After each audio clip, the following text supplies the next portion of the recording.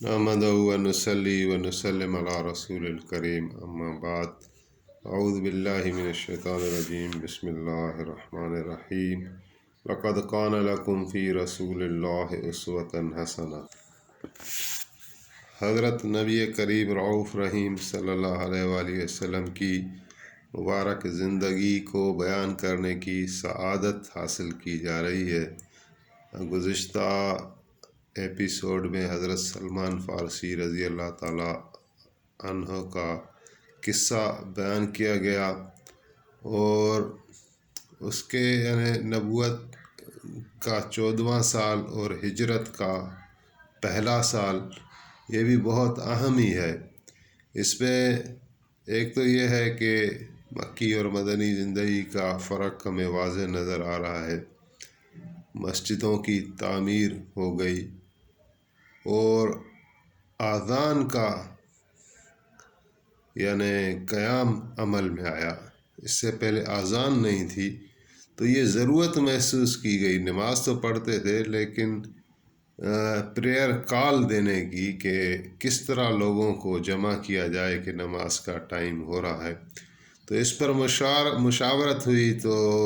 بعض صحابہ نے کہا کہ آگ کو جلاتے ہیں، اور بعض نے کہا کہ ایسا کوئی گھنٹ وغیرہ بجاتے ہیں۔ تو یہ سارے طریقے نان مسلمس کے تھے تو ان کو پسند نہیں کیا گیا، اور پھر مشورہ یہ ہوا کہ حضرت بلال لیے صدا دیں کہ صلاۃ الجامعہ، اس طرح آواز بلند کریں۔ تو بہرحال کچھ طے نہیں ہوا، اور رات جب گزری تو صبح کو ایک صحابی آئے، عبداللہ بن زید انصاری رضی اللہ تعالیٰ عنہ، اور اس نے خواب دیکھا اور حضور علیہ السلام کو اپنا خواب سنایا۔ خواب میں دیکھا کہ کوئی بندہ ہے اور اس کے ہاتھ میں کوئی گھنڈ ہے، بیل ہے، یا جس سے ناقوس کہا جائے، تو سور، جس طرح سور ہوتی ہے۔ تو حضرت عبداللہ کہہ رہے ہیں کہ میں نے خواب میں اس کو دیکھا اور میں اس کو کہہ رہا ہوں کہ یہ مجھے دے دو،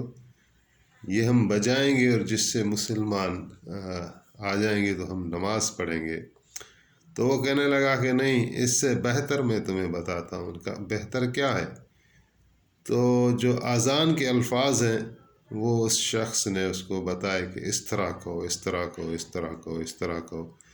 تو عبداللہ بن زید نے وہ ساری اذان جو ہے رسول اللہ صلی اللہ علیہ وآلہ وسلم کی مجلس میں سنا دی۔ تو آپ نے فرمایا کہ تم آہستہ سے یہ الفاظ کہو، اور حضرت بلال اس کی صدا لگائے، بلند آواز سے کہے۔ تو یہ پہلی اذان آئی، اللہ اکبر اللہ اکبر اللہ اکبر اللہ اکبر، اشہد اللہ الہ الا اللہ اشہد اللہ الہ الا اللہ اشہد ان محمد رسول اللہ اشہد ان محمد رسول اللہ، حی علی الصلاۃ حی علی الصلاۃ حی علی الفلاح حی علی الفلاح، اللہ اکبر لا الہ الا اللہ۔ تو یہ گونجی آواز مدینے کی فضا میں حضرت عمر فاروق رضی اللہ تعالیٰ عنہ دوڑتے ہوئے آئے اور کہا کہ یہ اذان، یہ آواز، یہ تو میں نے رات کو خواب دیکھا ہے، اور وہی خواب جو اس حضرت عبداللہ بن زید نے دیکھا تھا انصاری نے، وہی خواب حضرت عمر فاروق نے دیکھا اور اس کی آ کے تصدیق کی۔ اور کہا جاتا ہے کہ 7 صحابی تھے اور 7 کو یہ خواب آیا تھا اور اذان ان کو سکھلائی گئی۔ تو یہ بھی دیکھیں، نبی کریم صلی اللہ علیہ وآلہ وسلم کے معجزوں میں سے ایک معجزہ ہے کہ بھی صحابہ کرام کو بیک وقت 7 صحابہ کو وہی اذان سنائی گئی، اور وہی اس طرح اذان عمل میں آ گئی۔ تو ایک مرتبہ جب کہ نبی کریم صلی اللہ علیہ وآلہ وسلم کا حجرہ مبارک مسجد نبوی کے ساتھ ہی ہوتا تھا، اور حضرت بلال آپ کے خاص خدمت گزار تھے، تو جب اذان دے رہے تھے تو حضور کو نہیں دیکھا فجر کی اذان میں، تو دروازے پر بیچ میں کہہ دیا کہ الصلاۃ خیر من النوم، تو یہ بھی آپ کو پسند آیا اور آپ نے فرمایا کہ یہ فجر کی نماز میں تو ہمیشہ کہا کرو۔ اچھا، اس کے بعد پھر اسی سال میں رمضان شریف کے روزے فرض ہوئے اور وہ آیت آ گئی کہ فمن شاہد منکم الشہر فلیسم ہو، اس طرح کی آیت ہے، کمی بیشی اللہ معاف کرے۔ تو اس کا مطلب یہ ہے کہ جب یعنی جو کوئی تم میں اس مہینے کو دیکھے رمضان المبارک کو تو اس میں روزے رکھے۔ تو یہ رمضان شریف بھی آ گیا اور رمضان المبارک کا یہ یعنی روزے لے کر آیا، اور اللہ تعالیٰ نے روزوں کو مسلمانوں کے اوپر فرض کیا۔ ابھی مدنی والی زندگی میں احکام آنے شروع ہوئے، بتدریج احکام آتے گئے۔ اور اس کے بعد ایک واقعہ اور آتا ہے کہ یہودیوں کا ابھی آگے کردار آئے گا، اور اس کو بھی یعنی بیان کرنے کی بھی ضرورت ہے۔ وہ دیکھتے ہیں کسی موقع پر وہ لازمی بیان کرنا بھی ہے کہ یہودیوں کی چال چلت کیسی تھی اور منافقت کیسی تھی۔ تو پہلے عرض کیا گیا کہ خود آئے تھے اور انہوں نے ایک چارٹر آف مدینہ، میثاق مدینہ پروپوز خود کیا تھا، اور اس پر یعنی نبی علیہ السلام کے ساتھ ایک معاہدہ کیا تھا کہ ہم آپس میں دوست بن کر رہیں گے، لیکن اندر سے یہ کدورت رکھتے تھے، نفرت رکھتے تھے، اور حالانکہ جانتے بھی تھے۔ اللہ تعالیٰ نے کہا ہے کہ یہ میرے حبیب آپ کو اس طرح جانتے ہیں کہ جس طرح باپ اپنے بیٹے کو پہچانتا ہے، کما یعرفون ابناءہم۔ تو اتنی نشانیاں نبی علیہ السلام کی ان کو بتائی گئی تھی، ان کی کتابوں میں موجود تھی، تو لیکن انہوں نے نہیں مانا۔ تو ابھی وہ کہنے لگے، معاہدہ تو کیا ہوا تھا، لیکن ابھی کہنے لگے کہ یہ جو ہے نبی جو آیا ہے وہ دین تو اپنا بتا رہا ہے، لیکن قبلہ جو ہے اس کا بیت المقدس ہے اور وہ ہمارا قبلہ ہے، تو یہ ہمارے قبلے کی طرف منہ کر کے نماز پڑھتا ہے اور باتیں آسمان کی کرتا ہے، وغیرہ وغیرہ گستاخی جیسے الفاظ کہے انہوں نے۔ تو حضور علیہ السلام نے سنے تو آپ کو رنج ہوا، اور آپ کی خواہش ہوئی کہ بیت اللہ یعنی کعبۃ اللہ وہ ہمارا قبلہ بنے اور بیت المقدس نہ بنے، تبدیل ہو۔ یہ آپ نے دل میں خواہش کی، مانگا نہیں تھا۔ تو بنی سلمہ ایک مسجد تھی، وہاں آپ نماز پڑھ رہے تھے، تو 2 رکعت پڑھ لی تو اللہ تعالیٰ نے قرآن کریم کی ایک آیت نازل کی کہ ابھی آپ جو ہے جس کا آپ نے ارادہ کیا ہے قبلے کا، ادھر آپ رخ پھیر دیں۔ تو 2 رکعت وہاں یعنی بیت المقدس کی طرف قبلہ بنا کے نماز پڑھی جا رہی تھی، تو آخری 2 رکعت پھر بیت اللہ کی طرف رسول اللہ نے اپنا چہرہ پھیرا، تو صحابہ نے بھی پھیرا، اور اس دن سے کعبۃ اللہ قبلہ ہو گیا۔ اور وہ مسجد جو ہے بنی سلمہ والی، وہ پھر اس دن سے مسجد ذی القبلتین کے نام سے مشہور ہوئی، جو آج تک اس نام سے چلی آ رہی ہے۔ اس میں ایک سبق آموز بات بھی یہی ہے کہ صحابہ کرام رضوان اللہ تعالیٰ علیہم اجمعین کی بھی جو ایمانی کیفیت تھی وہ بڑی عجیب تھی، اور حضور سے جو تعلق تھا، اور ہر وقت یعنی ہر حکم کے لیے آمادہ ہوتے تھے۔ تو یہ ایک طرح کا چھوٹا ٹیسٹ بھی سمجھ لیں کہ حضور ابھی 4 رکعت کی نیت کیے ہوئے، 2 رکعت ادھر پڑھ لیے بیت المقدس کے، اور اچانک اپنے چہرے مبارک کو پھیرا۔ تو صحابہ کو نہ کہنے کی بھی ضرورت نہیں پڑی، جو حضور نے کیا وہی انہوں نے کیا، سبحان اللہ۔ اچھا، اس کے بعد جو ہے پھر واقعہ آتا ہے، نبی کریم صلی اللہ علیہ وآلہ وسلم نے حضرت بی بی فاطمہ الزہرا سلام اللہ علیہا کی شادی حضرت علی کرم اللہ وجہ الکریم سے کرائی، تو ان کے تھوڑے ڈیٹیل واقعات آ رہے ہیں کہ جب بی بی صاحبہ کی عمر مبارک بلوغت کو پہنچی تو جو معتبر صحابہ تھے انہوں نے بی بی صاحبہ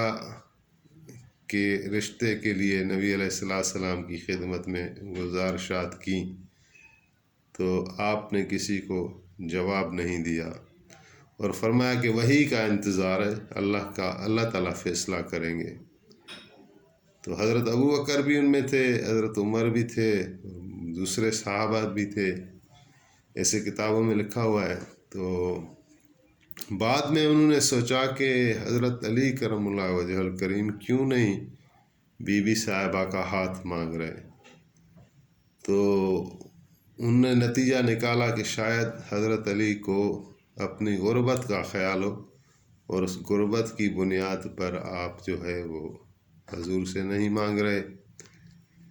تو یہ ساتھ مل کر کچھ صحابہ حضرت علی کے پاس گئے اور کہا کہ آپ کیوں نہیں بی بی صاحبہ کا ہاتھ مانگتے حضور سے، تو اگر آپ کو مسکینی کا خیال ہے تو وہ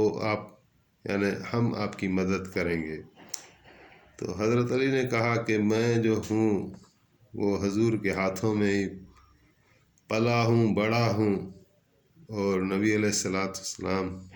کے ایسے سامنے جا کر بی بی صاحبہ کا ہاتھ مانگنے میں مجھے شرم بھی آتی ہے اور اپنی مسکینی اور غربت کا بھی مجھے خیال ہے۔ تو انہوں نے ہمت دی اور صحابہ نے مل کر کہا کہ یا علی آپ نہ گھبرائیں، ہم جانتے ہیں کہ جو منزلت، جو قربت رسول اللہ کو اور جو نسبت آپ کو حاصل ہے ہم میں سے کسی کو حاصل نہیں، رسول اللہ آپ کو نہیں جواب دیں گے، آپ چلے جائیں اور بی بی صاحبہ کا ہاتھ مانگیں۔ تو حضرت علی نے ارادہ فرمایا اور اس نیت کے ساتھ حضور کریم رؤوف الرحیم صلی اللہ علیہ وآلہ وسلم کے گھر آئے، دروازہ کھٹکھٹایا تو حضور اس وقت بی بی ام سلمہ رضی اللہ تعالیٰ عنہا کے ساتھ بیٹھے ہوئے تھے۔ تو بی بی صاحبہ کہہ رہے ہیں کہ حضور نے فرمایا کہ دروازہ کھولو کہ وہ ایسا شخص آیا ہے جو اللہ اور اللہ کے رسول کو محبوب رکھتا ہے اور اللہ کا رسول اسے محبوب رکھتے ہیں۔ تو بی بی صاحبہ کہہ رہے ہیں میں نے کہا کہ یا رسول اللہ یہ بشارتیں کس کے لیے، کون ہے بڑی شان والا؟ تو آپ نے فرمایا میرا بھائی علی ابن ابی طالب ہے۔ دروازہ کھولا تو حضرت علی تھے۔ اچھا، اس پہ تھوڑا مجھے اشکال بھی ہے، یہ سیرت مصطفیٰ میں تو اس طرح لکھا ہوا ہے، یعنی بی بی ام سلمہ کا ذکر آ رہا ہے، لیکن بی بی ام سلمہ حضور کی زوجیت میں آئی 4 ہجری میں،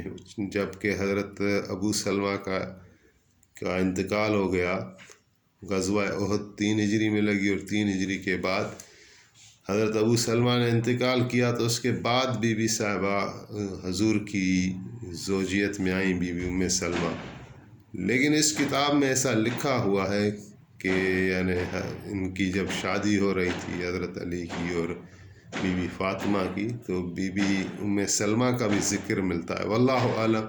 تو چونکہ میں نے پہلے بھی عرض کیا ہے کہ میری کتاب میری تقریر اور میری گفتگو کا بنیاد جو ہے وہ یہی کتاب ہے، سیرت مصطفیٰ از قلم مولوی محمد عظیم شیدا صاحب، تو اسی کو میں فالو کرتا ہوں۔ بہرحال میرے ذہن میں بھی یہ ہے، ابھی بھی میں نے دوسری کتب کا تھوڑا مطالعہ کیا کہ اس نقطے کی کچھ وضاحت ہو، لیکن علامہ شبلی نعمانی صاحب کا کتاب پڑھا ہے اور اپنا رحیق المختوم میں بھی دیکھا، لیکن ان کی یہاں سے کوئی وضاحت سامنے نہیں آئی اس نقطے کی۔ تو بہرحال یہ پھر آپ نے حضرت علی کو بٹھایا اور فرمایا کہ شاید کسی کام سے آئے ہو، تو حضرت علی نے کہا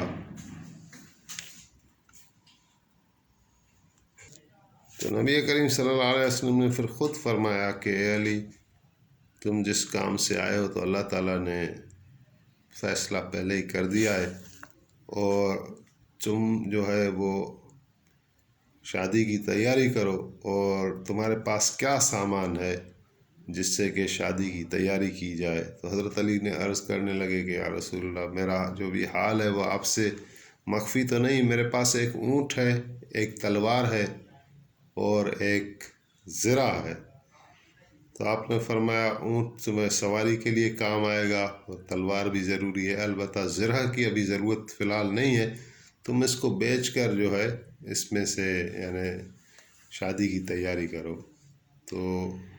حضرت علی کو مبارک دی، اور نبی علیہ السلام نے فرمایا کہ اللہ تعالیٰ نے اس کا فیصلہ پہلے سے کر لیا ہے، اور جبریل علیہ السلام آئے اور فرمایا کہ اللہ تعالیٰ نے حضرت علی اور حضرت فاطمہ کا نکاح کر دیا ہے۔ نکاح کے وہ الفاظ بھی آ رہے ہیں جس میں یہ ہے کہ میں نے اپنے بندے علی ابن ابی طالب کا نکاح اپنی بندی فاطمہ بنت محمد صلی اللہ علیہ وآلہ وسلم سے کر دیا ہے۔ جبریل نے کہا کہ یہ خطبہ میں نے بیت المعمور میں تمام ملائکہ کو سنایا ہے، یا رسول اللہ آپ بھی یہ خطبہ مسجد نبوی میں اپنے صحابہ کرام کو سنا دیں۔ تو حضرت علی نے وہ زرہ بیچی تو اس کے 400 درہم ملے میرے خیال میں، تو وہ حضرت عثمان نے خریدی، اور جب حضرت عثمان نے وہ خریدی اس سے حضرت علی نے شادی کی تیاری کی، تو اسی کو پھر لوٹا دیا، یعنی بطور تحفہ، شادی میں تحفے دیا جاتا ہے، اور زرہ کو پھر حضرت علی کو لوٹا دیا، اور فرمایا کہ علی کی زرہ کو یعنی وہ کسی اور پر نہیں اچھی لگے گی، یہ علی اور مرتضیٰ کے لیے یہ اس کو اچھی لگے گی۔ تو اسی طرح پھر شادی جو ہوئی وہ بڑی سادگی کے ساتھ ہوئی۔ اور ایک واقعہ علامہ شبلی نعمانی نے یہ لکھا کہ ایک صحابی تھے حارث بن نعمان رضی اللہ تعالیٰ عنہ، اس کو مدینے میں بہت سارے گھر تھے، تو ابھی بیوی فاطمہ کو بھی ایک مکان کی ضرورت پڑ گئی، شادی ہوئی، تو نبی علیہ السلام کو کہا گیا کہ آپ حارثہ بن نعمان کو کہیں کہ وہ ایک آپ مکان دے دے۔ تو اس سے پہلے بھی آپ نے لیے ہوئے تھے، تو آپ نے فرمایا کہ کہاں تک، یعنی کہاں تک میں اس کو حارثہ کو کہتا رہوں؟ تو اس کو کسی ذریعے سے پتہ چلا کہ یہ بات ہوئی ہے، تو حارثہ بھاگتا ہوا آیا اور ایک مکان کی چابی لے کر آیا، اور حضور کو بڑی عاجزی اور محبت کے ساتھ، ادب کے ساتھ پیش کی، اور کہا یا رسول اللہ، اللہ جانتا ہے کہ جب جب کبھی آپ میرے سے کوئی مکان لے لیتے ہیں تو وہ مجھے زیادہ اچھا لگتا ہے، یعنی اگر جو مکان میرے پاس رہے اس سے مجھے زیادہ اچھا ہے کہ آپ کے پاس رہے۔ تو شادی ہوئی مبارک، اور اس میں سے پھر رسول اللہ صلی اللہ علیہ وآلہ وسلم کو بشارت ملی